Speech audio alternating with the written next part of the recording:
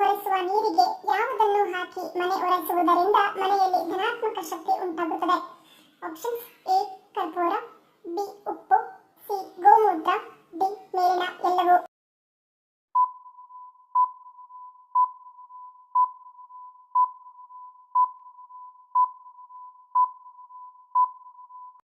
ಸರಿಯಾದ ಉತ್ತರ option D ಮೇಲಿನ ಎಲ್ಲವೂ. ಮನೆ ಒರೆಸುವ ನೀರಿಗೆ ಕರ್ಪೂರ, ಉಪ್ಪು ಮತ್ತು ಗೋಮೂತ್ರವನ್ನು ಹಾಕಿ ಮಂಗಳವಾರ, ಶುಕ್ರವಾರ ಹಾಗೂ ಅಮಾವಾಸ್ಯೆ, ಹುಣ್ಣಿಮೆ ದಿನಗಳಲ್ಲಿ ಮನೆ ಒರೆಸುವುದರಿಂದ ಋಣಾತ್ಮಕ ಶಕ್ತಿಗಳೆಲ್ಲ ಕಳೆದು ಧನಾತ್ಮಕ ಶಕ್ತಿಯುಂಟಾಗಿ ಮನೆಗೆ ತುಂಬಾ ಒಳ್ಳೆಯದಾಗುತ್ತದೆ ಎಂದು ಹೇಳುತ್ತಾರೆ.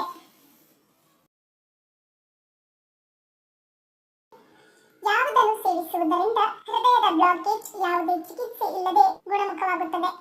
Options: A carrot juice, B mutton blood, C ಮೀನು, ಡಿ ದಾಳಿಂಬೆ ಜ್ಯೂಸ್.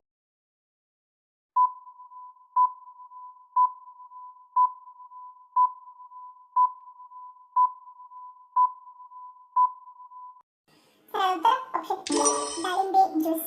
ದಾಳಿಂಬೆ ರಸವನ್ನು ಪ್ರತಿದಿನ ಕುಡಿಯುವುದರಿಂದ ಹೃದಯಾಘಾತದ ಅಪಾಯವನ್ನು ಕಡಿಮೆ ಮಾಡಲು ಇದು ಸಹಾಯ ಮಾಡುತ್ತದೆ.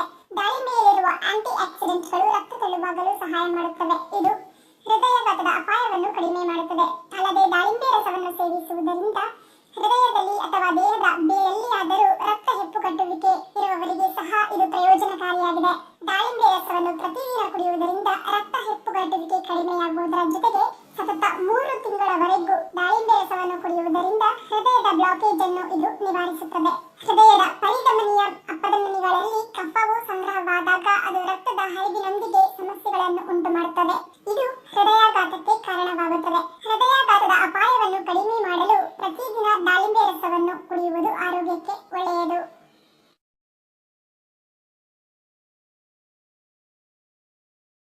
ಕೆಲವು ಶಾಲೆ ಮತ್ತು ನೌಕರಿಗಳಲ್ಲಿ ಪ್ರತಿ ತಿಂಗಳ 2ನೇ ಶನಿವಾರ ರಜೆ ಕೊಡಲು ಕಾರಣವೇನು? ಆಪ್ಷನ್ಸ್: ಎ ಬ್ರಿಟಿಷ್ ಪದ್ಧತಿ, ಬಿ ವಿಶ್ರಾಂತಿಗಾಗಿ, ಸಿ ಸಂಬಂಧಿಕರನ್ನು ಭೇಟಿಯಾಗಲು, ಡಿ ಮೇಲಿನ ಎಲ್ಲವೂ.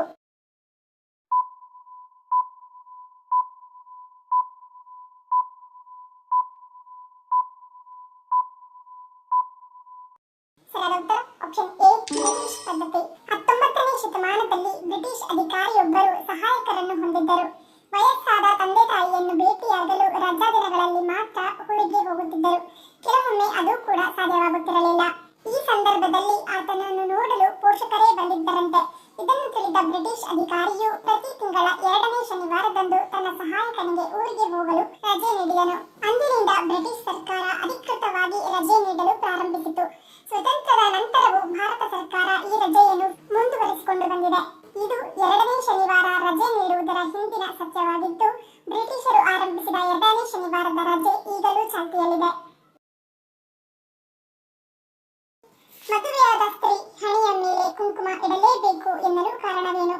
ಆಪ್ಷನ್ಸ್: ಎ ಅದೃಷ್ಟದ ಸಂಕೇತ, ಬಿ ಆರೋಗ್ಯಕರ, ಸಿ ಒತ್ತಡ ನಿವಾರಣೆ, ಡಿ ಮೇಲಿನ ಎಲ್ಲವೂ.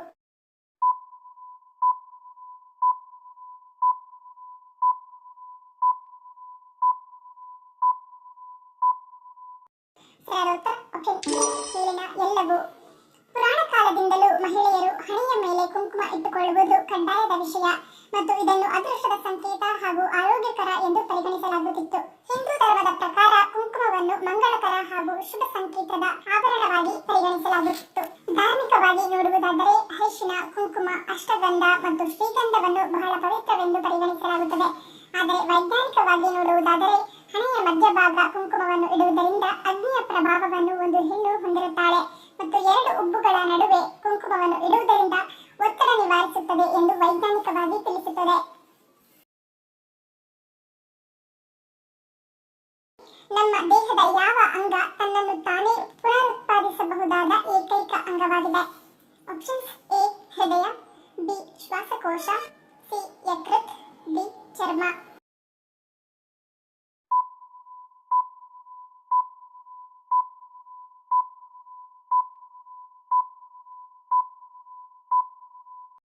ಸರಿಯಾದ ಉತ್ತರ ಆಪ್ಷನ್ ಯಕೃತ್. ಯಕೃತ್ ತನ್ನನ್ನು ತಾನೇ ಪುನರುತ್ಪಾದಿಸುವ ಏಕೈಕ ಅಂಗವಾಗಿದೆ. ಇದು ಗ್ರೀಕ್ ಪುರಾಣಗಳ ಕಾಲದಿಂದಲೂ ಗುರುತಿಸಲ್ಪಟ್ಟಿದೆ ಮತ್ತು ಆಧುನಿಕ ವಿಜ್ಞಾನದಿಂದ ದೃಢೀಕರಿಸಲ್ಪಟ್ಟಿದೆ. ಕೆಲವು ಗಾಯಗಳು ಮತ್ತು ಕಾಯಿಲೆಗಳು ಯಕೃತ್ತನ್ನು ಸರಿಪಡಿಸಲಾಗದಷ್ಟು ಹಾನಿಗೊಳಿಸುತ್ತವೆಯಾದರೂ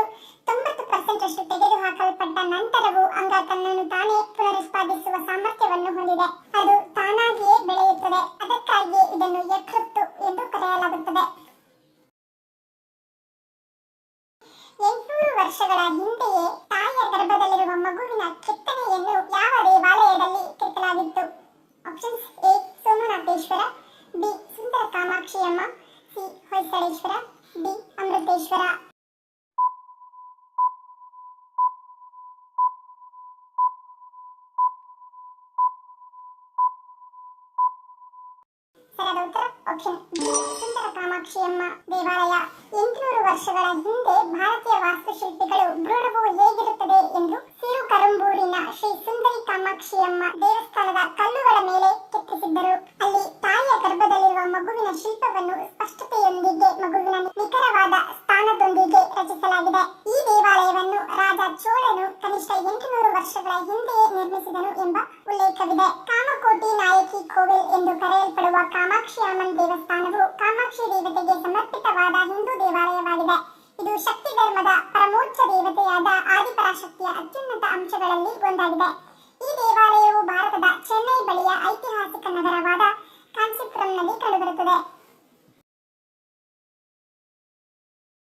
1000 ವರ್ಷಗಳ ಹಿಂದೆ ಭಾರತವನ್ನು ಏನೆಂದು ಕರೆಯಲಾಗುತ್ತಿತ್ತು? Options A Sindhu, B Hindustan, C Bharat, D ಮೇಲಿನ ಎಲ್ಲವೂ.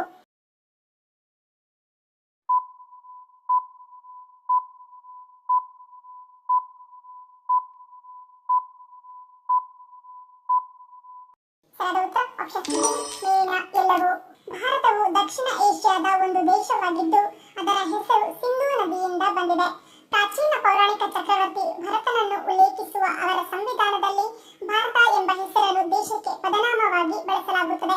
ಪುರಾಣಗಳು ಎಂದು ಕರೆಯಲ್ಪಡುವ ಬರಹಗಳ ಪ್ರಕಾರ ಕ್ರಿಸ್ತಶಕ 5ನೇ ಶತಮಾನದಲ್ಲಿ ಬರೆಯಲ್ಪಟ್ಟ ಧಾರ್ಮಿಕ ಅಥವಾ ಐತಿಹಾಸಿಕ ಪಠ್ಯಗಳು ಭರತನು ಇಡೀ ಭಾರತದ ಉಪಖಂಡವನ್ನು ವಶಪಡಿಸಿಕೊಂಡನು ಮತ್ತು ಭೂಮಿಯನ್ನು ಶಾಂತಿ ಮತ್ತು ಸಾಮರಸ್ಯದಿಂದ ಆಳಿದನು.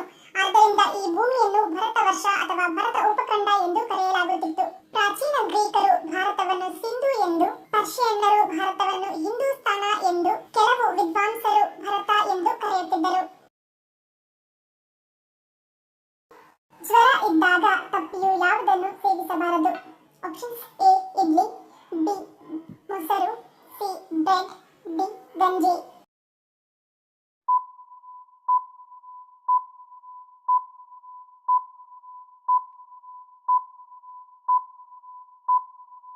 ಉತ್ತರ ಆಪ್ಷನ್ ಎ ಮತ್ತು ಬಿ.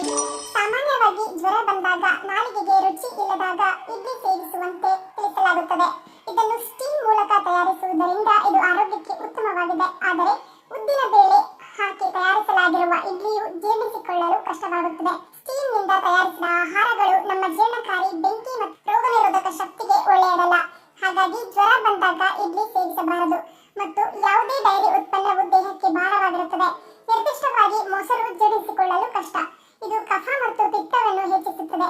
ಆದ್ದರಿಂದ ಇದನ್ನು ಸಹ ಜ್ವರ, ಶೀತ, ಕೆಮ್ಮು ಇದ್ದಾಗ ಮೊಸರು ಸೇವಿಸುವುದನ್ನು ತಪ್ಪಿಸುವುದು ಒಳ್ಳೆಯದು.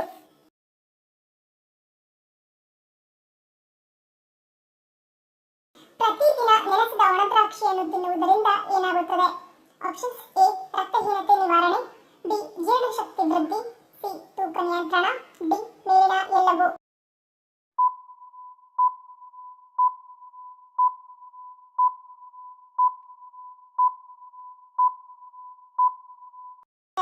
ಆಪ್ಷನ್ ಡಿ ಮೇಲಿನ ಎಲ್ಲವೂ. ಪ್ರತಿದಿನ ಬೆಳಗ್ಗೆ ಖಾಲಿ ಹೊಟ್ಟೆಯಲ್ಲಿ ನೆನೆಸಿದ ಒಣದ್ರಾಕ್ಷಿಯನ್ನು ತಿನ್ನುವುದರಿಂದ ರಕ್ತಹೀನತೆ ಸಮಸ್ಯೆ ನಿವಾರಣೆಯಾಗಿ ದೇಹದಲ್ಲಿ ರಕ್ತ ಉತ್ಪತ್ತಿಯಾಗುತ್ತದೆ. ನಿಮ್ಮ ತೂಕವನ್ನು ನಿಯಂತ್ರಣದಲ್ಲಿಡಲು ನೀವು ಬಯಸಿದರೆ ನಿಮ್ಮ ಜೀರ್ಣಾಂಗ ವ್ಯವಸ್ಥೆಯನ್ನು ಸಹ ನೀವು ಆರೋಗ್ಯಕರವಾಗಿರಿಸಿಕೊಳ್ಳಬೇಕು. ಇದಕ್ಕಾಗಿ ನೀವು ಪ್ರತಿದಿನ ಬೆಳಗ್ಗೆ ನೆನೆಸಿದ ಒಣದ್ರಾಕ್ಷಿಗಳನ್ನು ಸೇವಿಸುವುದರಿಂದ ಇದರಲ್ಲಿರುವ ಫೈಬರ್ ಮತ್ತು ಆಂಟಿ ಆಕ್ಸಿಡೆಂಟ್ ಗುಣಗಳು ಜೀರ್ಣಕ್ರಿಯೆಗೆ ತುಂಬಾ ಸಹಕಾರಿಯಾಗಿದ್ದು ಇದರಿಂದ ಮಲಬದ್ಧತೆ ನಿವಾರಣೆಯಾಗುತ್ತದೆ ಮತ್ತು ಗ್ಯಾಸ್ ಸಮಸ್ಯೆಗಳು ಇರುವುದಿಲ್ಲ. ತೂಕವನ್ನು ನಿಯಂತ್ರಿಸಲು ಸಹಾಯ ಮಾಡುವ ಈ ಒಣ ಹಣ್ಣಿನಲ್ಲಿ ಅನೇಕ ಪೋಷಕಾಂಶಗಳು ಕಂಡುಬರುತ್ತವೆ. ಜೊತೆಗೆ ಸಿಹಿಯಾಗಿದ್ದರೂ ಇದು ನೈಸರ್ಗಿಕ ಸಕ್ಕರೆಯನ್ನು ಹೊಂದಿರುವುದರಿಂದ ದೇಹದ ಕೊಬ್ಬನ್ನು ಹೆಚ್ಚಿಸುವುದಿಲ್ಲ ಮತ್ತು ಇದನ್ನು ನಿಯಮಿತವಾಗಿ ಸೀಮಿತ ಪ್ರಮಾಣದಲ್ಲಿ ಮಾತ್ರ ಸೇವಿಸಬಹುದು. ಧನ್ಯವಾದಗಳು. ನಿಮ್ಮ ಪ್ರೀತಿಯ ಲೈಕ್ ಕೊಟ್ಟು ಪ್ರೋತ್ಸಾಹಿಸಿ. ಇನ್ನು ಹೆಚ್ಚಿನ ಮಾಹಿತಿಗೆ ನಮ್ಮ ಚಾನೆಲ್ ಸಬ್ಸ್ಕ್ರೈಬ್ ಮಾಡಿ, ಪಕ್ಕದಲ್ಲಿರುವ ಬೆಲ್ ಬಟನ್ ಕ್ಲಿಕ್ ಮಾಡಿ. ಇನ್ನೊಂದು ಇಂಟ್ರೆಸ್ಟಿಂಗ್ ಪ್ರಶ್ನೆಗಳೊಂದಿಗೆ ಸಿಗ್ತೀನಿ. Love you all. Take care.